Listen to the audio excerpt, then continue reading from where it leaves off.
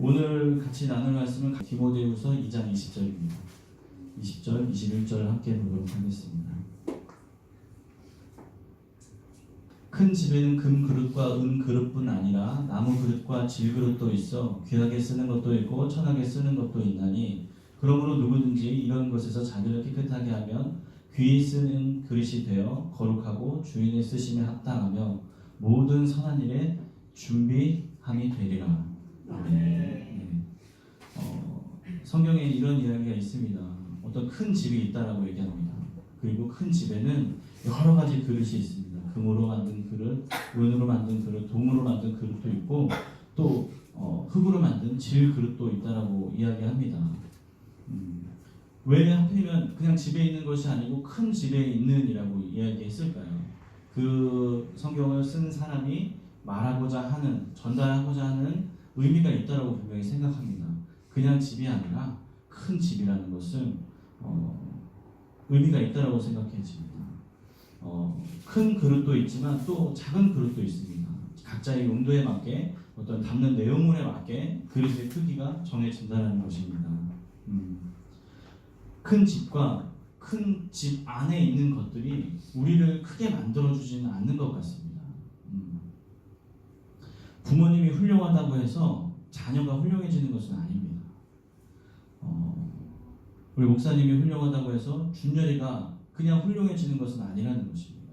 5시간 동안 쓰레기를 주워 그런 노력들을 보여줘야지 준열이가 점점 훌륭한 사람이 되어질 수 있습니다.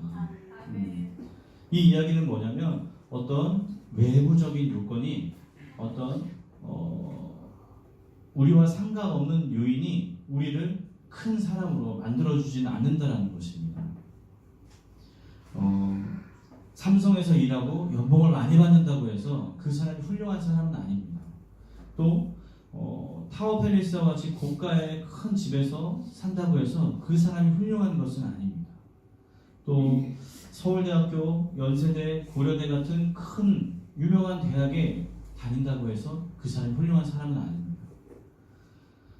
자신이 훌륭해지기 위해서는 그렇게 훌륭해지기 위한 어떤 과정을 거쳐야지만 훌륭해질 수 있습니다. 성경에서는 우리가 큰 집에 속해 있다고 해도 큰 사람이 아닐 수 있다는 메시지를 오늘 이 말씀을 통해서 전해주고 있습니다. 금 그릇도 아니며 은 그릇도 아니며 동 그릇도 아니며 질 그릇뿐이라는 것입니다.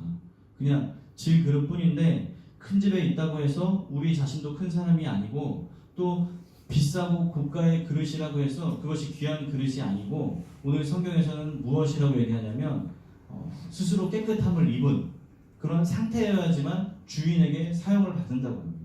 손님이 와서 음식을 담아서 내놔야 되는데 그릇에 먼지가 껴있고 녹이 슬어있다면 그 그릇으로 손님에게 음식을 대접할 수 없습니다.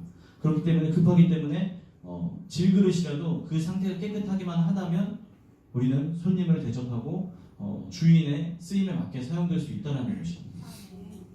예수님은 성경에서 큰 사람에 대해서 이야기합니다.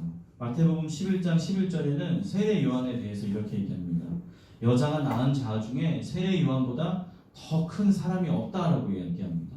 큰 사람, 위대한 사람, 세례 요한이라는 사람은 예수님이 오시기 전에 예수 그리스도를 선포하며 예수가 오실 길을 예비하는 사람이었습니다. 그는 자신을 하나님 앞에 드린 사람이었습니다.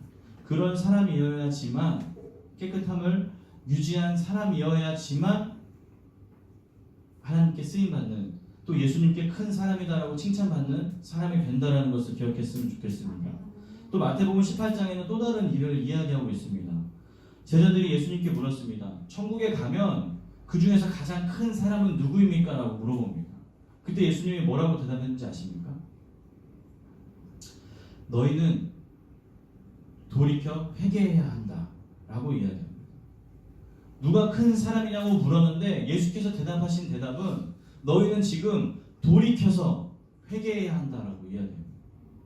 그런 사람이 큰 사람이다라는 것입니다.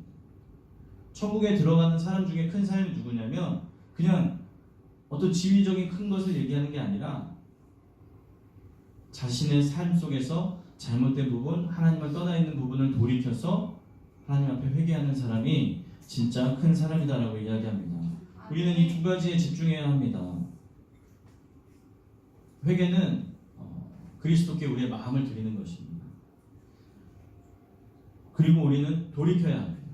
우리가 잘못된 길로 나아갔어요. 나아간 다음에 그것이 잘못이라면 우리는 이곳에서 회개하고 다시 우리가 찾는 그 바른 길로 다시 돌아와야 한다는 것입니다. 돌이키기 위해서는 제가 얘기했죠. 아까 이 자리에서 우리가 회개하잖아요. 근데 이 자리로 돌아오기까지는 시간이 걸린다는 거예요.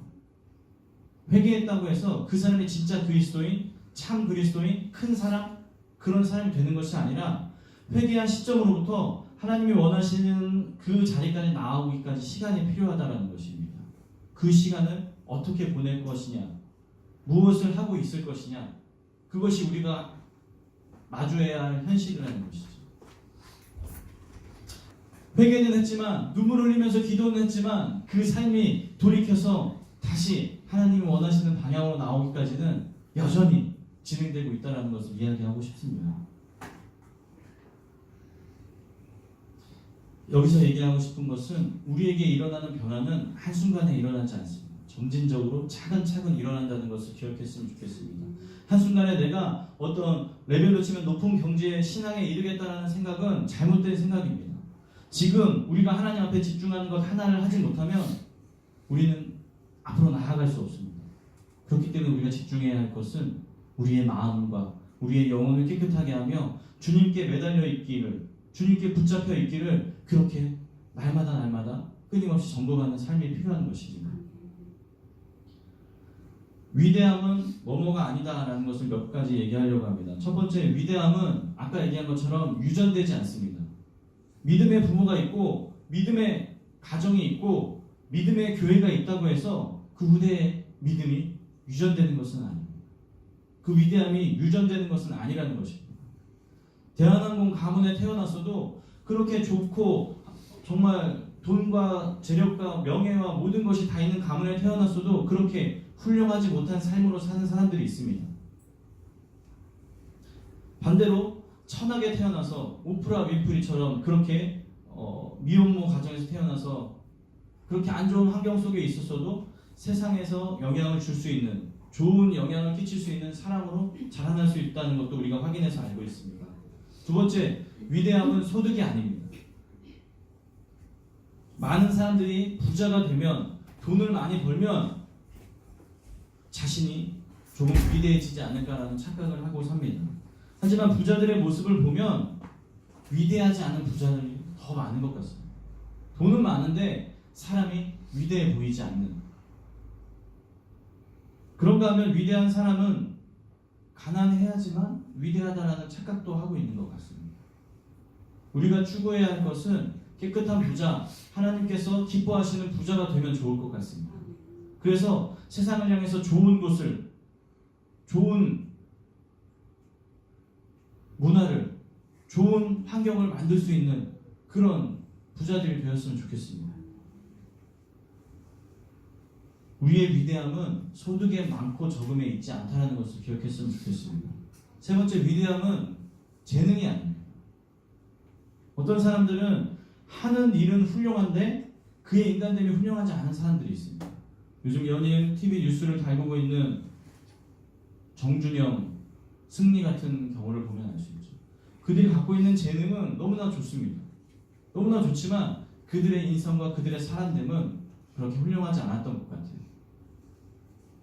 승리에는 사업도 성공했고 연예인으로서, 셀럽으로서 정말 유명한 유명세를 타고 있었죠. 그러나 그가 가지고 있는 것은 다 그냥 허울일 뿐입니다. 그들은 훌륭하고 재능이 있으면서 하는 일은 잘 해내지만 훌륭한 사람이 되지는 못했다는 것입니다. 하는 일은 위대한데 그들은 위대한 사람이 아닙니다. 저는 단지 제가 하는 일만 훌륭한 사람이 아니라 저 자신이 훌륭한 사람이 되었으면 좋겠습니다. 훌륭한 남편, 훌륭한 아버지, 훌륭한 목사, 또 훌륭한 친구가 되고 싶습니다. 하는 일이 아니라 그냥 제 자신, 그냥 제 존재 자체가 훌륭한 사람이 되기를 소망합니다. 그래서 내 자신을 깨끗하게 그렇게 하나님 앞에 유지하는 것이 중요할 것 같습니다. 위대함은 인기가 아닙니다. 네 번째 이야기하고 있습니다. 위대함은 인기가 아닙니다. 많은 유명인들이 수백만 명의 팔로워 수를 자랑하고 있습니다. 인기가 많다고 훌륭하지 않다는 것을 여러분 아시지 않습니까? 우리 주변에도 유명한 사람 있지 않습니까? 우리 프라이드 밴드가 있지 않습니까? 네. 구독자 수가 몇천 명이고 영상 올리면 조회수가 엄청나게 올라가는 여러분들 안 누르신 분들이 계시겠죠? 엄청 유명합니다. 그러나 기억해야 할 것은 인기가 올라가고 많은 사람들이 알아주는 것이 중요한 것이 아닙니다. 그 안에 내면이 하나님을 향해서 잘 닦여져 있는가? 그것이 중요합니다.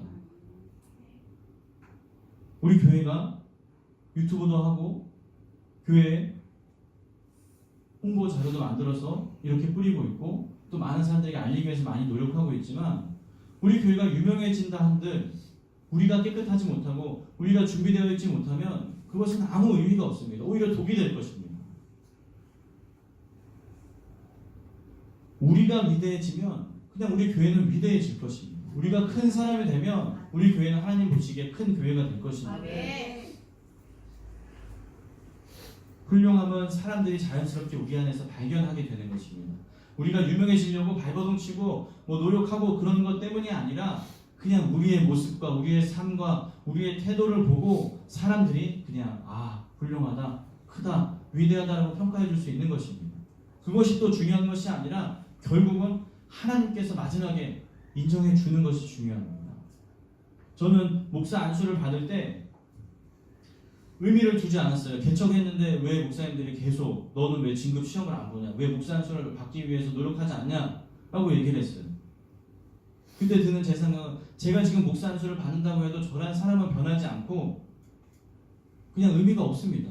그냥 저는 죽기 전에 제가 목사로서의 삶을 그냥 하나님께서 인정해 주셨으면 좋겠습니다. 잘 살았다 그렇게. 목사가 위대한 것이 아니라 그의 삶이 어떻게 살았느냐 하나님께서 평가하시는 것이 위대하다는 것입니다. 여러분 여기 장로님도 있고 권사님도 있고 정말 다양한 직업의 사람들 있잖아요. 프라이드 밴드도 있고 각자의 전공을 가지고 하나님께 사는데 그 삶으로 위대해지는 것이 중요한 게 아니라 그 삶을 통해서 하나님께 어떻게 쓰임 받았느냐가 중요하다는 것을 기억했으면 좋겠습니다. 위대함은 즉각적으로 이루어지지 않습니다.